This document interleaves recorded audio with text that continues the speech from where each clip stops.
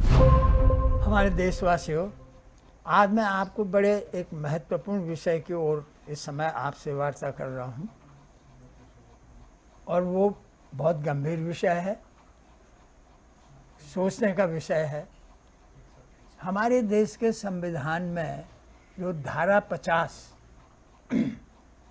50 में प्राविधान है कि राज्य के तीनों अंगों का इसको कहते हैं शक्ति पृथक्करण, सेपरेशन ऑफ पावर, माने एक दूसरे के कार्यों में दखल नहीं देगा। एग्जीक्यूटिव, विधायिका और जुडिशरी, माने न्यायपालिका, विधायिका लेजिस्लेचर, एग्जीक्यूटिव कार्यपालिका, इनके अपने अपने क्षेत्र होंगे, एक दूसरे के अधिकार क्षेत्र का अतिक्रमण नहीं करेंगे, एक दूसरे के ऊपर दबाव नहीं देंगे। जो कानूनी है वो कानूनी प्रक्रिया से काम करेंगे, लेकिन दखल अंदाजी नहीं करेंगे। हमारे देश के सुप्रीम कोर्ट के जजों ने, सुप्रीम कोर्ट तो मंदिर है, उसके तो हम इज्जत करेंगे, लेकिन मैंने पहले भी बताया था मंदिर के अंदर जरूरी नहीं कि देवता रहते हैं, वहाँ अहंकारी भी रह सकते हैं, जिनका अहंकार सिर चढ़कर बोलता है कि हमारा कंटेम्प्ट हो गया। देश का आदमी अगर सही बात बोले तो वो कंटेम्प्ट, उसको तौहीन और मानना कहते हैं। मैं आपसे रोहिंग्याओं की बात कर रहा हूँ।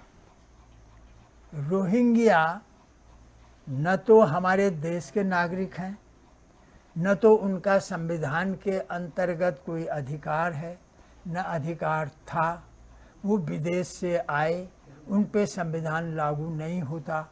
लेकिन जब रोहिंग्या आए और सरकार ने उनको बाहर करने का काम किया तो हमारे देश के सुप्रीम कोर्ट के जजों ने उस पर स्टे लगा दिया और आज 3 साल हो गए, आज तक वो डिसाइड नहीं हुआ।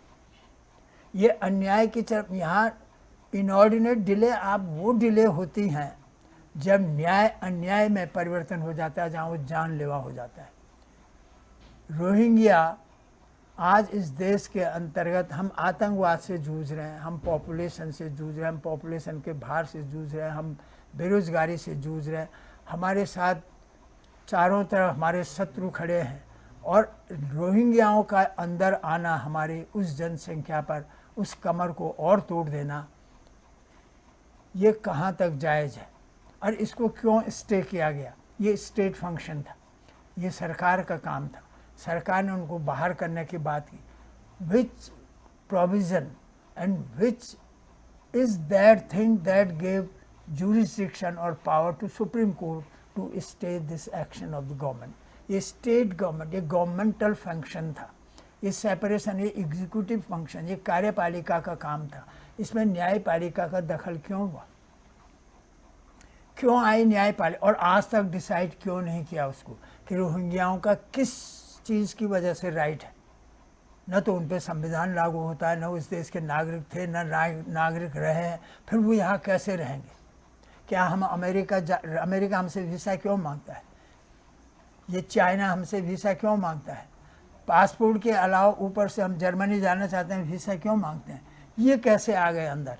ये ट्रेसपासर थे, ये ज़बरदस्ती थी और उसको यहाँ जब आए तो उसको स्टे किया हमारी न्यायपालिका।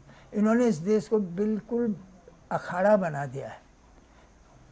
हम अपने ही प्रॉब्लम से, अपने ही समस्याओं से उबर नहीं पाए हैं। ये समस्याओं के ऊपर समस्या, और ये सब आतंकवादी हैं। इन्होंने कितने लोगों को, हिंदुओं को मारा म्यांमार में, जिसको जो किसी जमाने में बर्मा कहते थे, आज म्यांमार कहते। तो ये तो यूएनओ की फिगर है, कितने लोगों को, हिंदुओं को मारा इन्होंने। और आज वो हमारे देश में शरण लेके और इस देश के नागरिक बन गए। उनके आधार कार्ड बन गए, उनके इलेक्शन कार्ड बन गए, उनके राशन कार्ड बन गए। कैसे निकाले जाएंगे? जब निकालेंगे तो यही लोग कहेंगे कि इनके जो तो देश के नागरिक हैं। और 3 साल, आज 4था साल हो रहा है, आपने इसको डिसाइड नहीं किया कि रोहिंग्याओं का अधिकार क्या है। अगर आप ये कहें कि ह्यूमन राइट्स, उनका human rights is only applicable to the citizens of the country. इस देश में ह्यूमन राइट्स केवल जो अंदर रह रहे उनके ह्यूमन राइट्स की तुमको क्यों चिंता है, हमको क्यों चिंता है? ह्यूमन राइट्स जो देश के अंदर जो लोग हैं उनके ह्यूमन राइट्स हैं, वो प्रोटेक्ट होंगे। न कि उनके जो नागरिक ही नहीं। तो रोहिंग्याओं के ऊपर जो आज स्टे किया गया और आज तक वो स्टे है, इसके पीछे ये आखिर इस देश के लोग, अगर इस देश के लोगों में वो चेतना होती, इस देश के लोग इतना जागरूक होते, तो शायद आज यहाँ वही स्थिति होती, सुप्रीम कोर्ट ने वही स्थिति पैदा कर दी थी जो आज श्रीलंका में हो।